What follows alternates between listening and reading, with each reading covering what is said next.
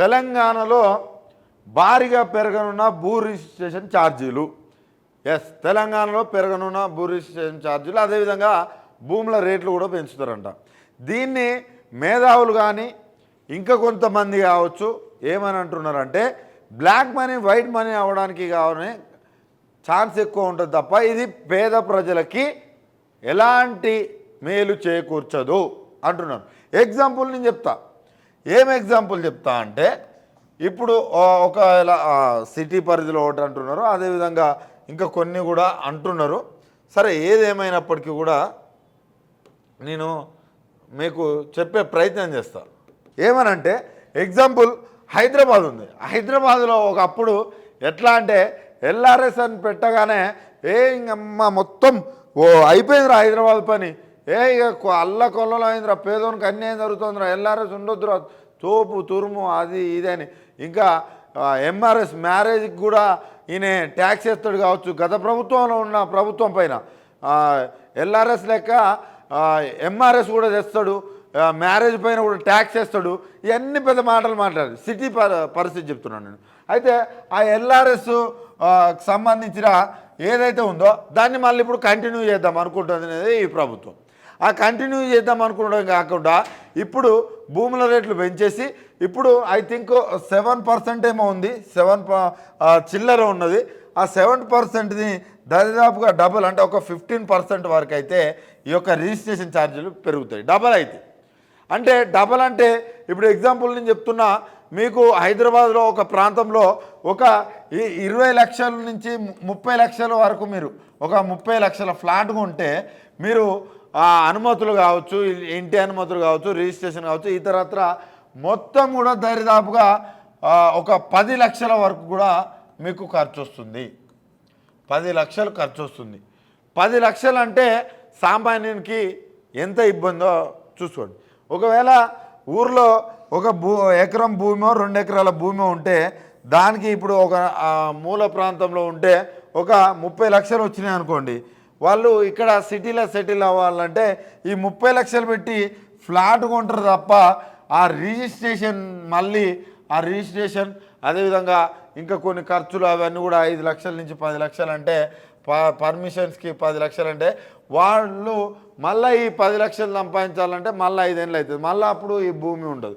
అంటే సామాన్యునికి తెలంగాణలో ఈ యొక్క హైదరాబాద్లో ఇల్లు కట్టుకోవాలన్నా లేకపోతే ఒక ఫ్లాట్ కొనుక్కోవాలన్నా వీళ్ళు రిజిస్ట్రేషన్ ఇప్పుడే 10 లక్షలు అంటే దాన్ని డబుల్ చేస్తే కనీసం 20 లక్షలు అవుతుంది. అంటే ఈ యొక్క ఎకరం 2 ఎకరాలు అమ్ముకున్న వానికి 40 లక్షలు 50 లక్షలు వచ్చినా కూడా ఇక్కడ హైదరాబాదులో 40 నుంచి 50 లక్షలు వచ్చినా కూడా 20-25 లక్షలకి ఎకరం అమ్ముకొని వచ్చి హైదరాబాద్ ఇల్లు కట్టుకుందామన్నా కూడా ఆ యొక్క జాగ కొనడానికి తప్ప ఇల్లు కట్టడానికో దానికో దీనికో మాత్రం సరిపోదు.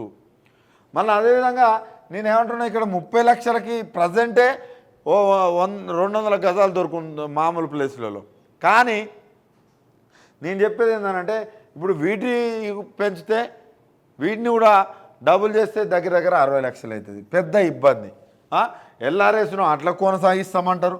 ఈయన ఎట్లుంటుంది అంటే లబోదిబో అంటాడు, ఆ రోజు ఏదో చేస్తాడు, ఆ రోజు అడావుడి చేస్తాడు, ఈరోజు మళ్ళీ అదే కంటిన్యూ చేసేటట్టు ఉన్నాడు. అదేవిధంగా ఇక గ్రామీణ ప్రాంతాల్లోకి పోతే ఏమైందంటే భూ రిజిస్ట్రేషన్ వాల్యూ కాకుండా భూముల వాల్యూ కూడా పెరుగుద్దంటే మీరు ఏమంటారు సంబరపడితే దానంత తప్పు ఇంకోట్లేదు. ఎందుకనంటే మీరు సంబరపడ్డంత ఈజీ కాదు. ఒక ఎకరం 2 ఎకరాలు ఉంది, నాకు ఎక్కువ రేట్ అయిందని నువ్వు అనుకున్నావు అనుకో, ఇక పేదోడు అయితే ఇంకా కొనలేడు భూమి. ఎందుకనంటే భూమి ఇప్పుడు ఏ నలుమూలలోకి పోయినా దగ్గర 10 లక్షలకు 15 లక్షలకు తక్కువ లేదు. అది డబుల్ రేట్ అవ్వడం.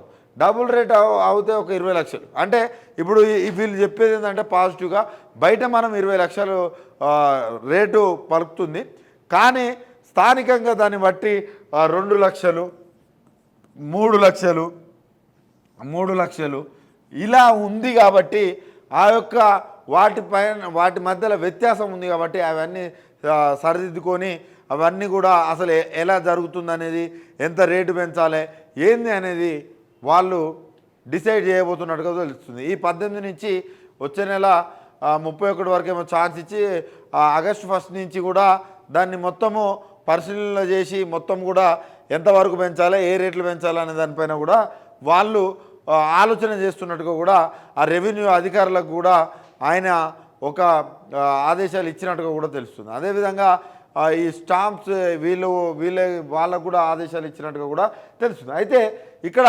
స్థానికంగా అక్కడికి పోయిన తర్వాత మీకు ప్రజెంటు 1,20,000 ఒక ప్రాంతం ఉంది. ఇప్పుడు వరంగల్ ఆ తొర్రూరు ఆ ప్రాంతంలో ఎంత అంటే దరిదాపుగా రిజిస్ట్రేషన్కి ఎకరాకి 1,20,000 అవుతుంది. ఇప్పుడు దీన్ని పెంచితే 2,40,000 నీకు రిజిస్ట్రేషన్ ఫీజే అవుతుంది. అంటే ఇప్పుడు ఈ కొన్నప్పుడు మీకు చాలా భారం అవుతుంది. రేట్లు పెరిగినాయంటే సామాన్యునికి ఇక ఇల్లు కొనాలన్నా హైదరాబాద్లో, ఇల్లు కట్టాలన్నా హైదరాబాద్లో చాలా కష్టమవుతుంది.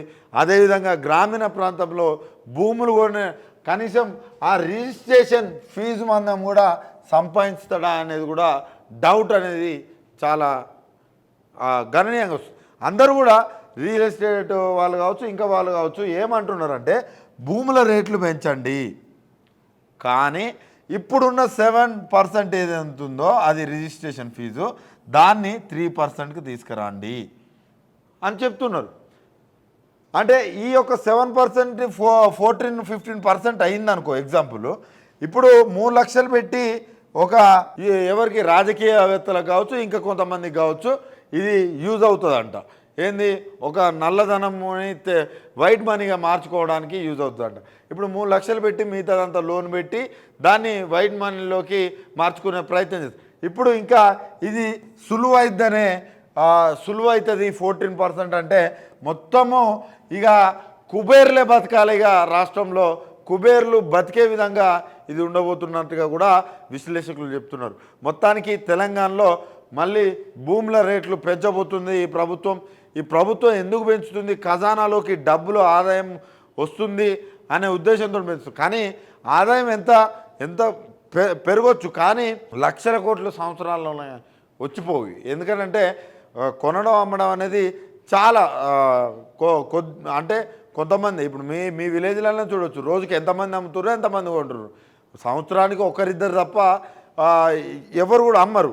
ఆ ఒకరిద్దరు ఆదాయం పెద్దగా ప్రభుత్వానికి ఉపయోగం అంటే అది కాదు.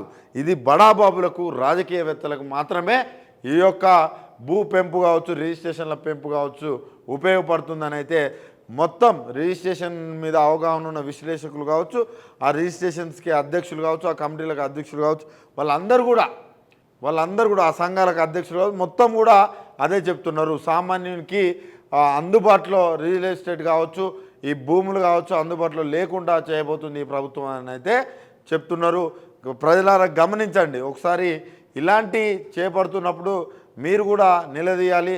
అదేవిధంగా మీకు అవకాశం ఇస్తుంది. ఏమన్నా అభ్యంతరాలు ఉంటే ఈ నెల 18 నుంచి 31 వరకు కూడా వాళ్ళు అభ్యంతరాలు స్వీకరిస్తామని చెప్తుంది. మీరు అందరూ కూడా మీకున్న అభ్యంతరాలని క్వశ్చన్ చేయాలి. క్వశ్చన్ చేసినప్పుడే అది బయటకు వస్తుంది అని కూడా నేను తెలియజేస్తున్నా. మీరు పక్కా క్వశ్చన్ చేయండి. ఆ 18వ తారీఖు నుంచి మీకేమన్నా డౌట్స్ ఉంటే ప్రభుత్వానికి మీ విన్నపాన్ని విన్నవించుకోవాలని కూడా నేను తెలియజేస్తున్నా. ఫైనల్గానైతే తెలంగాణలో సామాన్యునికి భూమి దొరకకుండా చేసే ప్రయత్నంలోనైతే కాంగ్రెస్ ప్రభుత్వం ఉన్నట్టుగా కూడా మనకు అర్థమవుతుంది. ప్రజలారా దీన్ని గమనించుకోండి.